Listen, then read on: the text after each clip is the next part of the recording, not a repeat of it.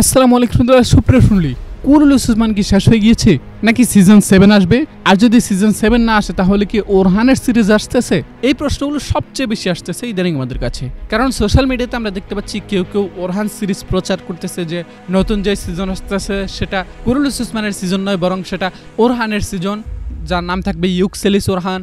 আবার কেউ কেউ প্রচার করতেছে সামনে কুরুলুস উসমান নয় বরং কুরুলুস ওরহান আসবে। প্রকৃতপক্ষে আসলে কি আসতে যাচ্ছে, কুরুলুস উসমানের নতুন সিজন নাকি ওরহান সিরিজের প্রথম সিজন, সেটা আজকের ভিডিওতে বিস্তারিত আলোচনা করবো। দর্শক, যদিও আমরা দেখতে পাচ্ছিলাম যে সোশ্যাল মিডিয়াতে বেশ কিছু কাগজপত্র নথিপত্র ছড়িয়ে পড়েছে যেখানে দেখা যাচ্ছে ইউকসেলিস ওরহান আসতেছে, মানে ওরহান সিরিজের নতুন সিজন আসতেছে। প্রকৃতপক্ষে এর কোনো সত্যতা নেই। তাহলে আবার কেউ কেউ প্রশ্ন করতে পারে তাহলে যে নথিপত্রগুলো আমরা দেখতে পাচ্ছি এগুলো কি? এগুলো ফেক, এগুলো কেউ একজন বানিয়ে সোশ্যাল মিডিয়াতে ছড়িয়ে দিয়েছে, এর বেশি কিছু না। এখন পর্যন্ত বুজদাক ফিল্মের পক্ষ থেকে কুরুলুস উসমান ব্যতীত অন্য কোনো নাম ছড়ানো হয় নাই।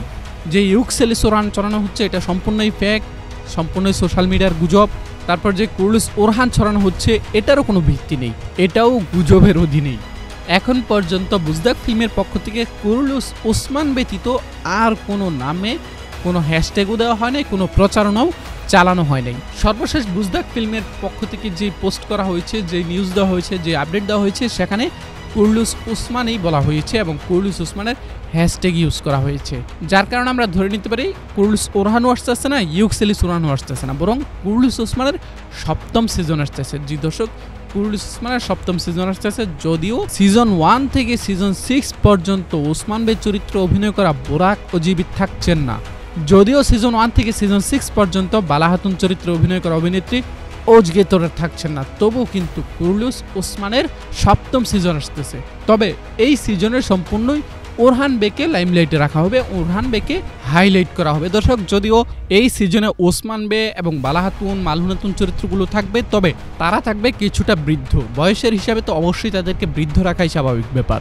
ওসমান বের মধ্যে আগের সেই আগ্রাসী মনোভাব, আগের সেই আগ্রাসী তেজস্বী ওসমান বেকে আমরা আর দেখতে পাবো না, এখন দেখতে পাবো পরিণত ওসমান বেকে। তবে তার জায়গায় তার অ্যাকশনে থাকবে ওরহান বে। ওরহান বে কিন্তু ওসমান বের পুরো অ্যাকশনটা নিজের দিকে নিয়ে নিবে এবং বালা খাতুন মালহুনাতুনদের মধ্যে আগের মতো সেই রোমান্টিকতা দেখা যাবে না। এই বৃদ্ধ বয়সে এসে যদি তাদের রোমান্টিক সিন আমাদেরকে দেখায় তাহলে এটা জাস্ট ইত্রামি ফাত্রামি ছাড়া আর কিছুই হবে না। আর তাই রোমান্টিকতা তাদের মধ্যে থাকবে না, থাকবে কোথায়? ওরহান এবং নীলোফার খাতুনদের মধ্যে। তাছাড়া ওরহান বের আরো নতুন স্ত্রী আসবে, তাদেরকে আমরা দেখতে পাবো সামনে। সবকিছু মিলিয়ে কিন্তু দর্শক অসাধারণ একটি সিজন আসতেছে। আমি নতুন সিজনটার সম্পর্কে খুব বেশি ইন্টারেস্টেড, কারণ পূর্বের যে ভুলগুলো ছিল সেই ভুলগুলোকে একেবারে ধুয়ে মুছে পরিষ্কার করে ফেলা হয়েছে, গোড়া থেকে উপরে ফেলা হয়েছে। তাই নেক্সট সিজনটা কেমন হবে সেটা নিয়ে আসলে আমি খুব বেশি ইন্টারেস্টেড। তো যাই হোক দর্শক, নতুন নতুন আপডেট যখন আরও পাবো তখন আপনাদেরকে সাথে সাথে জানিয়ে দেবো। সেই পর্যন্ত আমাদের সাথেই থাকবেন। আমাদের চ্যানেলটিকে যারা এখনও সাবস্ক্রাইব করেননি, এখন আমাদের চ্যানেলটিকে সাবস্ক্রাইব করে পাশের বেল আইকনটি বাজিয়ে দিন। দেখা হচ্ছে পরবর্তী ভিডিওতে। আসসালামু আলাইকুম ওয়া রাহমাতুল্লাহ। একদম এরকম ইনটেকটা কেটে আপনার কাছে কিন্তু প্রোডাক্টটা যাবে। এলইডি ডিসপ্লেতে কিন্তু শো করবে আপনার কত পার্সেন্ট চার্জ রয়েছে। টাইপ সি কেবল হওয়ার কারণে আপনি যে কোনো চার্জার দিয়ে খুব তাড়াতাড়ি ইউজ করে আবার ব্যবহার করতে 200 ঘন্টা চার্জিং ব্যাকআপ পেয়ে যাচ্ছে এই নতুন নিকব্যান্ডে। এটা আমার কথা না, প্রতিটা কাস্টমারদের কথা।